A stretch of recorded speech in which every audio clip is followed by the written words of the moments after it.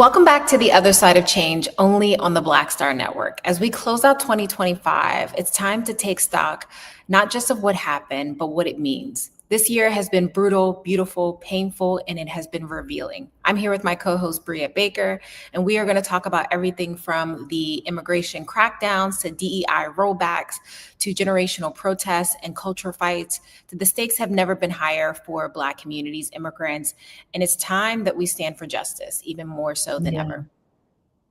And this recap that we're going to do is more than just the headlines. These stories show patterns, attempts to erase, to silence, to rewrite who belongs in America and how people continue to resist. So today we're walking you through the major moments of 2025, those flashpoints, the fights, the movements, and we're asking ourselves and you, what does this year tell us about where we are and where we go from here?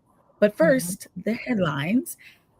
So some recent news, Representative Jasmine Crockett has launched her Senate run in Texas, shaking up the Democratic primary. Representative Crockett has been a very notable force in the resistance of the Trump administration. She has been unapologetic. She has not code switched. She's been in some very public battles with Marjorie Taylor Greene, and she has snapbacks for days. People are excited to see what it could look like to have not just a Black woman, but this Black woman in the Senate. Yes, and already there's been some discrepancy online where folks are criticizing Jasmine Crockett's record. Rightfully so, right? That is a part of our democratic process. And I think we need to give space for that. At the same time, let's not replicate many of the same toxic behaviors and misogynoir behaviors that we saw happen in the last few elections, particularly the election of Kamala Harris running for president. Criticism is necessary. Discrimination and abusive words does not help the conversation, does not move our party forward. So I'm super excited for this announcement. I think it's going to open the race up and hopefully, allow us to have more critical conversations regarding the type of Democrat we want to be representing our interests.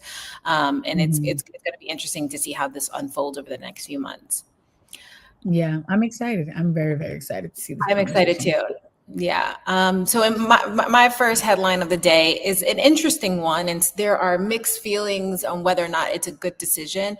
We've all seen over the last few years the devastating implications that social media has had on our young people, especially those under age 16.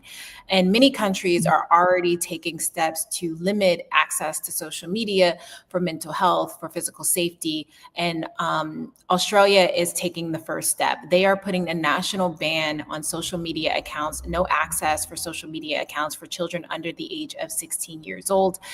This ban will extend to platforms like Instagram, Facebook, Threads, Snapchat, YouTube, TikTok, Kick, Reddit, Twitch, and X. All of the platforms are claiming that they will comply with the ban by using age verification technology to identify under 16-year-olds and suspend those accounts. But those platforms are saying that they do not believe that by doing so, it would actually make children safer. That's up for debate. What I will say, it's interesting to see a country actually taking active steps to see the problem, which is social media, right? Social media has had mental and physical effects on adults, right? And at least taking the first step to see whether or not how this could impact students' learning, students' ability to function and find some sense of self without getting on the internet and being criticized or being targeted by bots, digital bullies, or predators. Yeah, I'm very interested in that. I know that Meta has just rolled out teen accounts and they have restrictions, but those restrictions are not. Yeah, I don't trust it either. And that's why I'm like, honestly, I think that the removal of access is the right move. I saw that there was one investigative report about how effective those teen accounts were.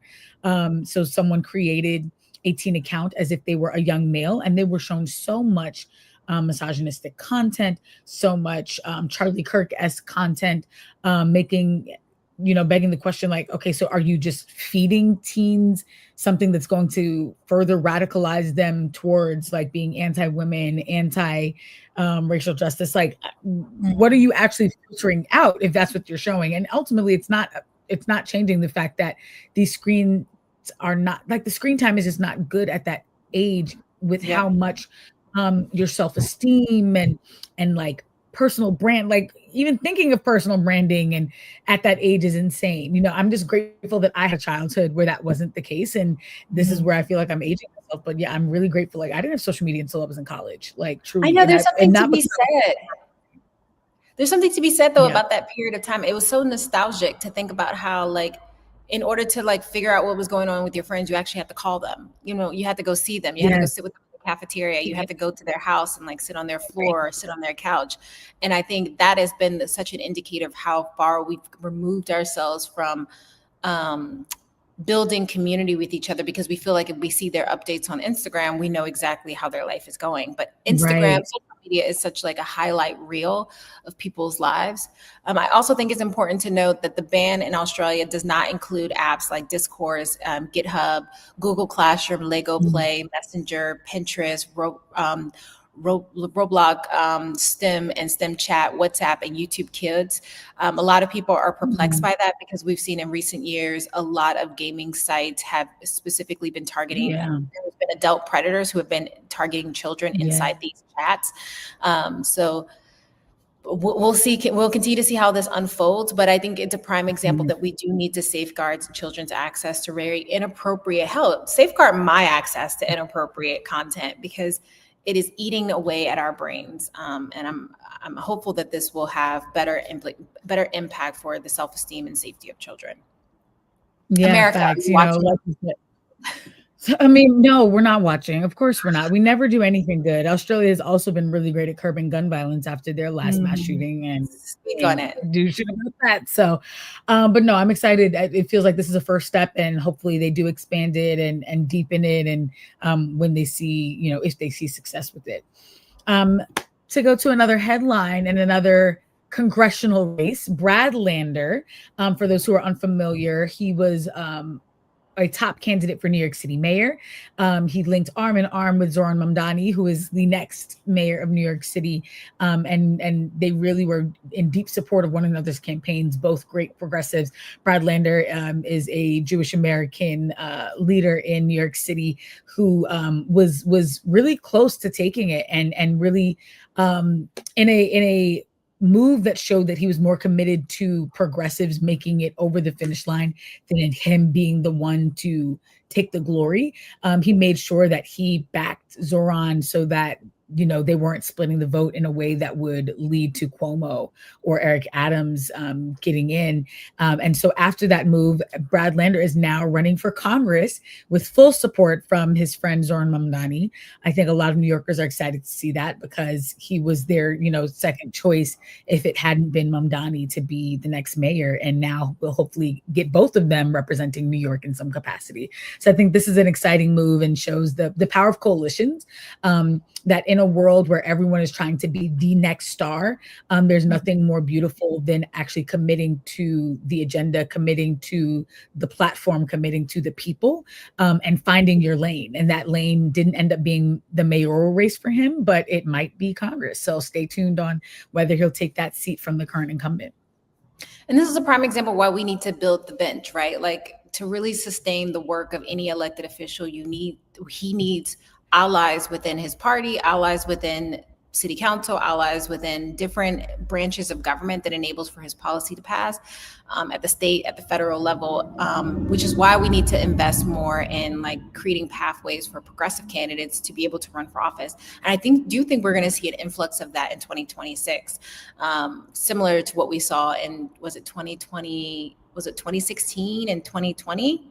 So I'm excited for a potential blue wave. And I think that I love the fact that Lander and Mamdani were very true to their cause, didn't allow themselves to waver, even in the face of like heavy criticism from mainstream media. And I think that has won over the hearts and minds of a lot of voters who feel like candidates are willing to throw certain communities under the bus in order to get themselves elected. The tide is changing. And they do have to do that. Yeah. He's very proud to be Jewish, and he was very proud to support a Muslim American to be the next mayor of New York City. And I'm really excited to see the way that they are able to prove that you can be progressive and proud of who you are while also not needing to be the only voice in the room. Exactly. So my final headline is a doozy. Unfortunately, we know the Trump administration hates immigrants. We know the Republican Party is looking for ways to continue to create barriers for immigrants to come into this country, immigrants who are already a part of the process of receiving citizenship to be blocked. And so in this next kind of chapter of cruel and unusual punishment, the Trump administration wants to recruit more deportation judges to reside over some of the lower courts. What we've seen in recent months is that been based on the problem that the Trump administration has created. Right now, we have a backlog of more than 4 million immigration cases that are still pending, and it continues to grow. And because of this massive influx of cases, there's not enough judges to preside over them. And as a result, the immigration or the Department of the Executive Office of Immigration Review has launched a new campaign ad and a website to recruit new judges who can be a part of the Trump kind of regime to kick out immigrants and asylum seekers. So just when you think they couldn't go any lower, they lifted the floor and went to hell. Yep. Right. I'm like, and they were already in hell and they found new depths to hell. It is mind blowing the way that they can continue to prove like it actually can get worse. Like just when you think that it's rock bottom, as you said, nope, they've lifted the floor. That is They're like, hold my beer. We can get worse. Right. That is insane. I think it also just proves why down ballots matter so much and why we need people in every vein. I think a lot of eyes, rightfully so to an extent, go towards, presidential races, Senate races, governor races, but we need aldermen, city councilmen, judges, district attorneys. We need to be in all of these spaces, school board of education, because they're in all of these places. I think that is how their strategy has proven so successful. They really entrench themselves in local politics so that when they did take over federal politics, they were already in place to just continue it. It's God, it's never ending, but it needs to end. We'll see. With that being said, we're going to take a quick break. Again, you are watching The Other Side of Change only on the Black Star Network, and we will be right back.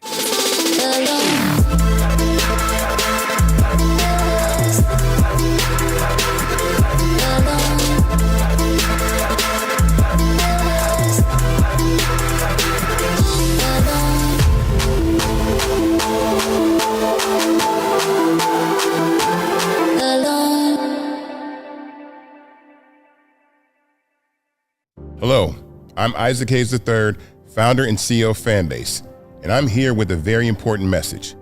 We are at a turning point in the Black community where we must have equity in the apps we use that scale to billions of dollars.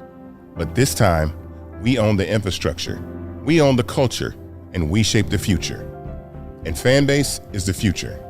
Fanbase combines the free functionality of Instagram, TikTok, and YouTube into an all-in-one platform built for the evolution of social media and monetization.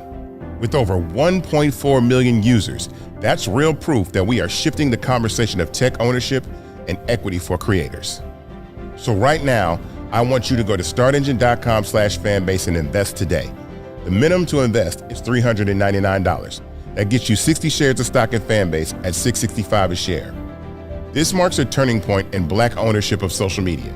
If we don't take this opportunity to own social media right now, we will always be customers to our own creations. And that can't go on. So once again, go to startengine.com/fanbase and invest today. We must own the platforms where our voices live, our stories matter, and where our culture drives the world. Thank you.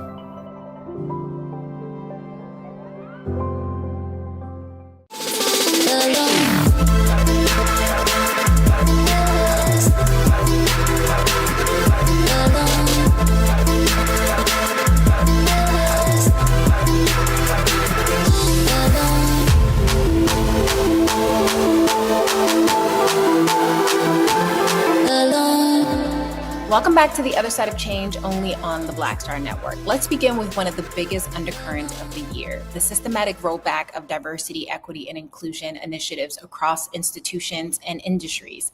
From federal agencies to universities, corporations to nonprofits, 2025 became the year DEI went under siege. Yeah, this past December, a class action lawsuit was filed challenging the mass dismissal of federal employees working in DEI roles under the new administration's purge.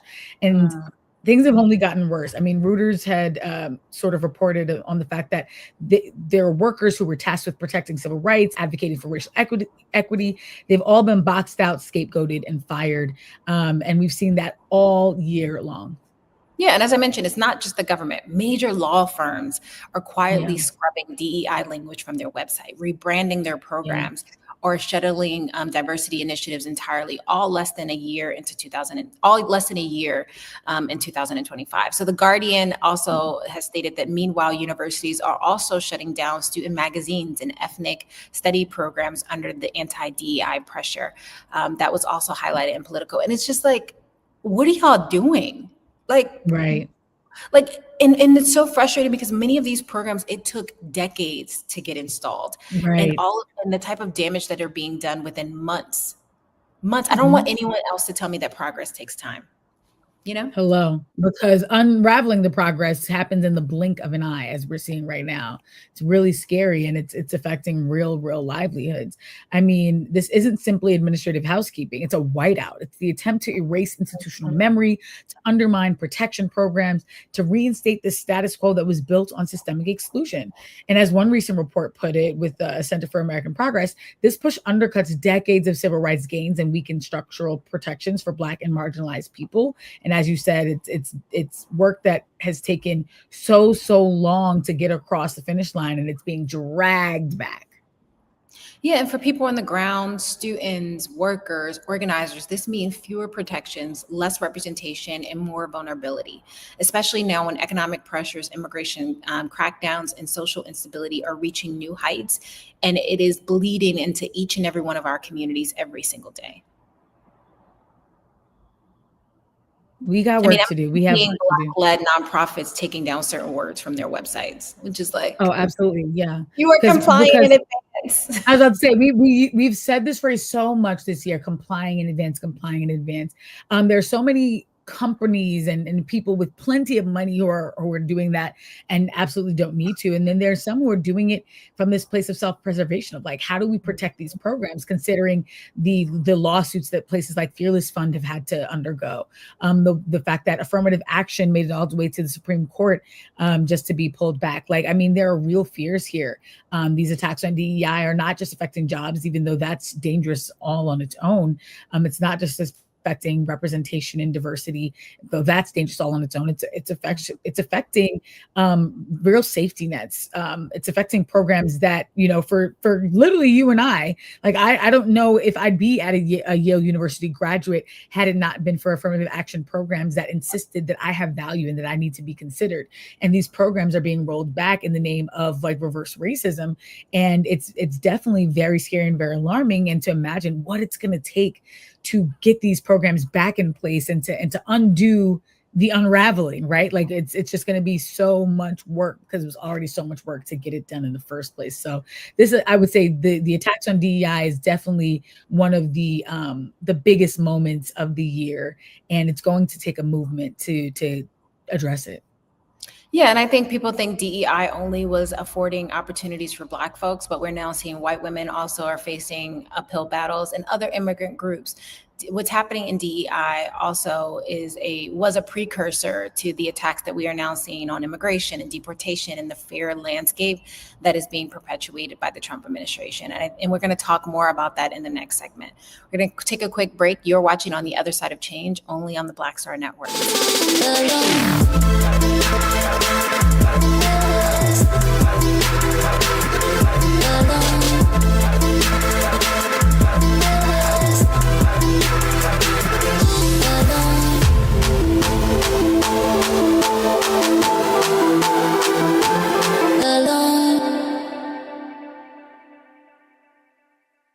They said the quiet part out loud.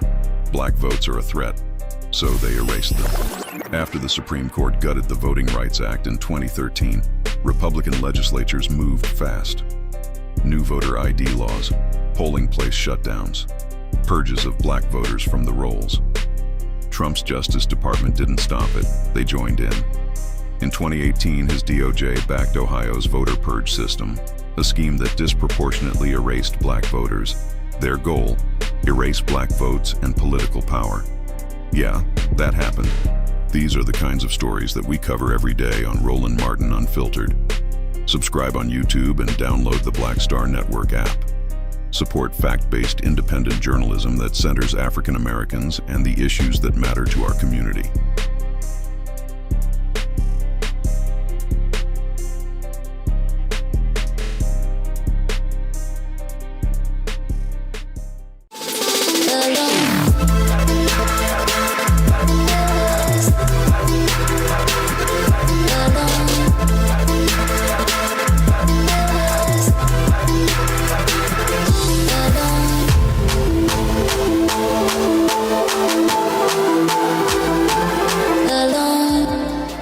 Welcome back to The Other Side of Change. We are going through some of the biggest moments politically, socially, economically of the year. And we just finished talking about the anti-DEI moments of the Trump administration. Now we are going to be digging into one of the most painful and urgent stories of 2025, which has been the wave of deportations, ICE raids, and aggressive immigration enforcement under the second Trump administration. In cities across the country, from New Orleans to Minneapolis to Los Angeles to Chicago, immigrant communities have lived in increasingly untenable conditions, and many others who are citizens but have been attacked, like Black Americans in Chicago, indigenous folks in the Southwest. Things have been getting really, really scary. Yeah, a new study that just came out in 2025 found that 41% of immigrants now say that the U.S. is too tough in enforcing immigration laws, more than double that share from 2023. A large portion said they avoid everyday activities like work, medical care, or seeking assistance for fear of arrest. People are going without because they are fear of getting picked up while coming back from the grocery store, or being fearful of getting picked up while dropping their kids off for school. That is not just fear, that is an exile in place. Like, I get so emotional thinking about it because I've seen the videos of people being dragged out of their cars where their children are crying, or a woman being chased down the street as she's walking home from the grocery store. Like, this is the type of America that we've allowed to be created in our absence of advocacy. Yeah, 1 million. I think it's to your point of the videos, it's been scary seeing, cops posted up outside of schools, outside of churches, outside of workplaces, just waiting to catch people. As you said, traffic stops turning into kidnappings. It has been really alarming. And we knew this from the first Trump administration, that he was going to come down hard on immigration. He had done the Muslim bans and things of that nature, but as you said, it has become untenable. People are not getting medical care, or not going to school, or not going to work. I mean, school districts have said like attendance is all the way down because parents are worried that they will never see their children again, and that they'll get separated during a school day. I mean, the crackdown has also not just targeted undocumented people, even lawfully present migrants and naturalized citizens report feeling less safe. People who are born in America reported feeling less safe.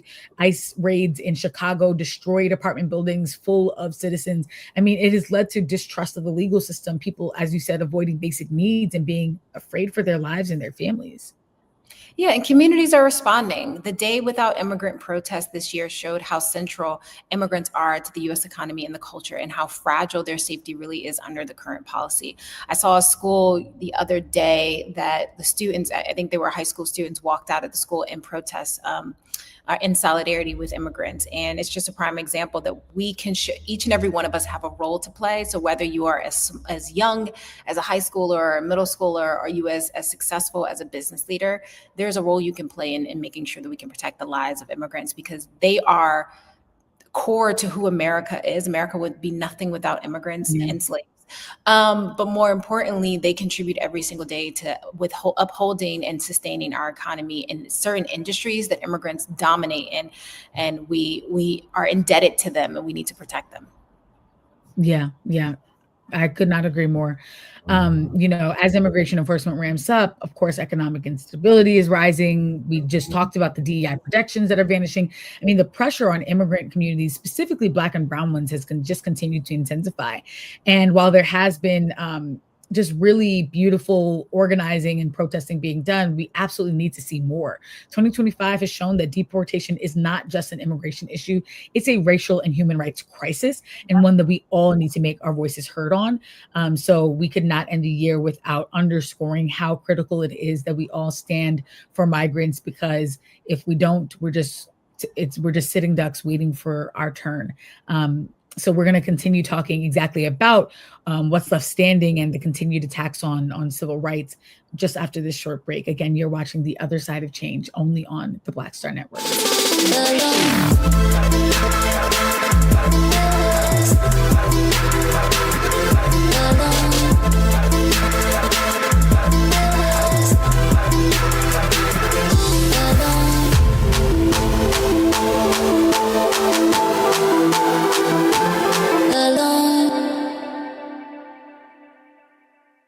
They said the quiet part out loud.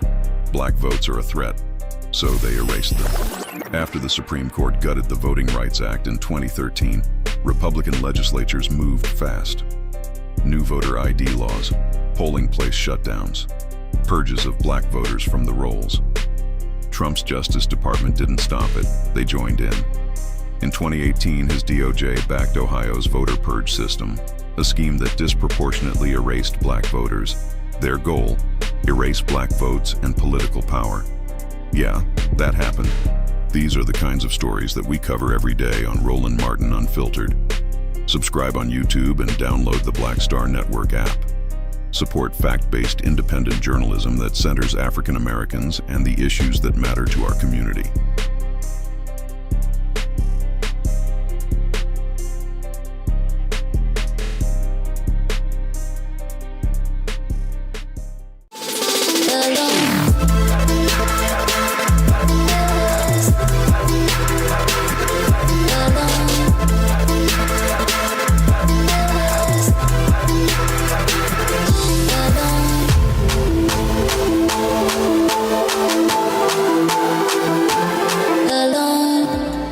Welcome back to The Other Side of Change, only on the Black Star Network. As Brea has mentioned, we are doing a year in review as we close out 2025, the year of hell.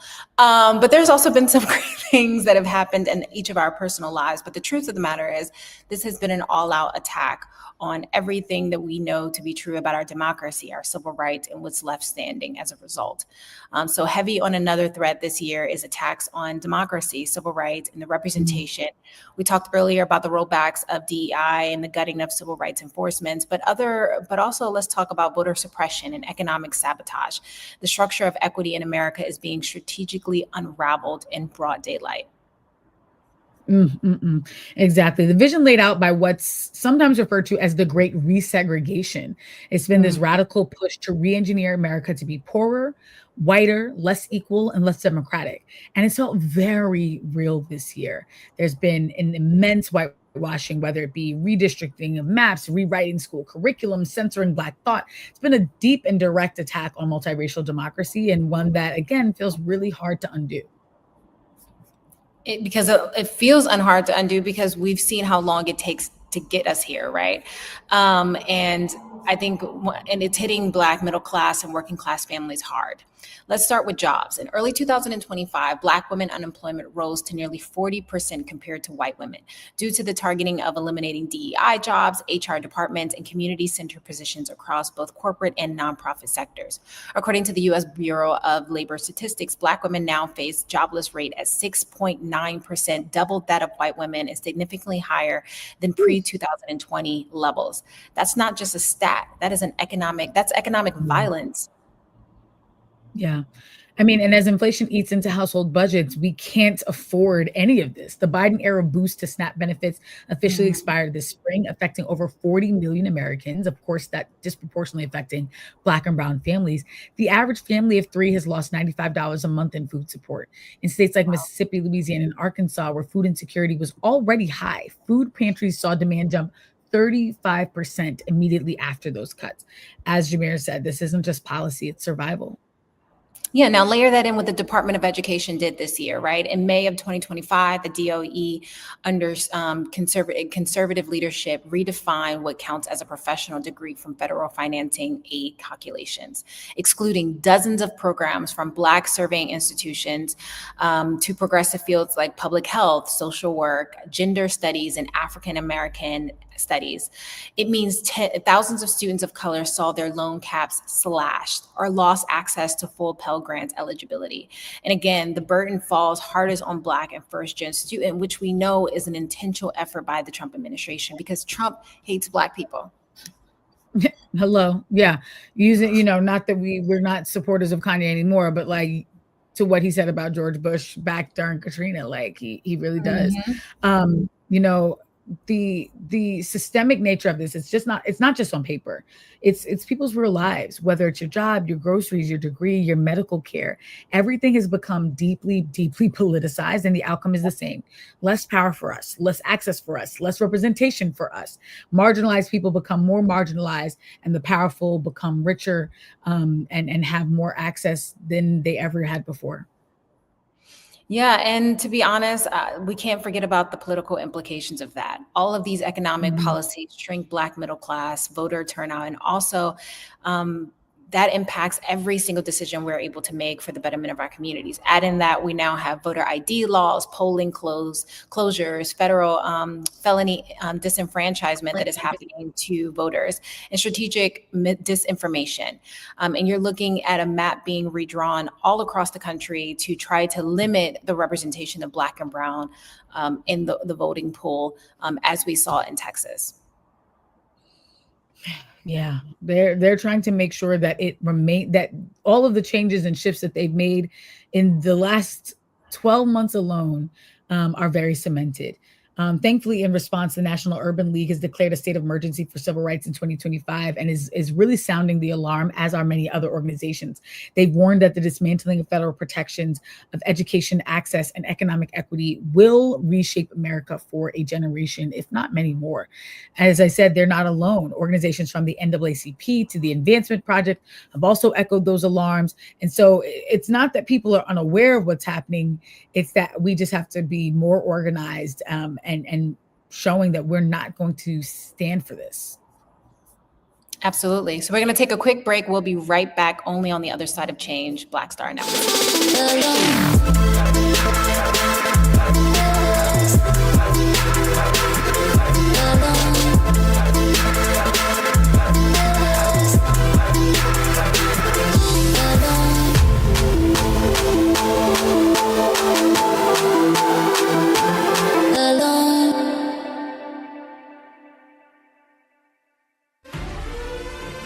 Violent white supremacy is, quote, the most persistent and lethal threat in the homeland. The greatest terrorist threat to the homeland is the homegrown violence stream, including hate crime committed on behalf of some kind of white supremacist ideology. They are coming after everything in Black America. MAGA and Donald Trump are specifically targeting Black America. They are going after the money.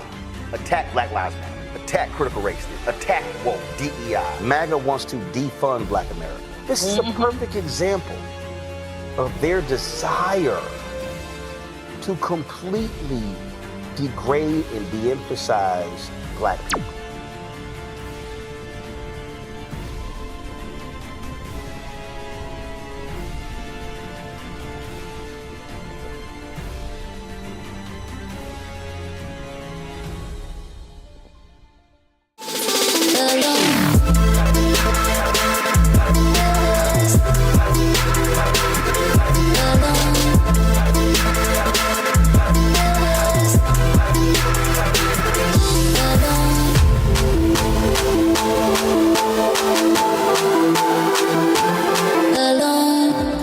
Welcome back to the other side of change, only on the Black Star Network. Of course, we couldn't talk about every single thing that has happened this year, but we wanted to highlight some of the most monumental things that have led to everything from the democracy being shifted, DEI, unemployment rates, but even more importantly, everything that is happening to our ability to even read, like book bans. So what does 2025 teach us as a community, as a movement, as a nation? First, power shows up not just through laws, but also through what we allow in the servicemen of our government. Who gets hired, who gets fired, and who gets protected and who doesn't. Yeah. And secondly, when immigration, employment, civil rights, and culture are all under attack, resistance cannot be one-dimensional. The problems are not one-dimensional, so neither can our fight in response. It must be economic justice, immigrant justice, racial justice, and cultural justice merged all together, intersectionally, community-centered, unapologetic. We need these coalitions. Yeah, and also we learned that even when institutions fail us, and they will time and time again, we still have agency. Our media, our neighborhoods, our network, our values, they're hard to erase, and more people are realizing this. This is why there's been a surge in mutual aid, in local organizing, in cross-community solidarity. Even local papers are coming back. So the final and most important lesson of 2025, the fight is never, ever over. Yes, 2025 was brutal, really brutal, but it also sharpened us. The threats are real, really real. The enemies are visible. The stakes, our lives, our futures are clearer than ever, but we have more fight left in us. And when we come back from the break, we're going to close out by reminding you exactly how you can do that, how we bring this energy into 2026, and we do not double down. We do not comply in advance. You are watching The Other Side of Change, only on the Black Star Network.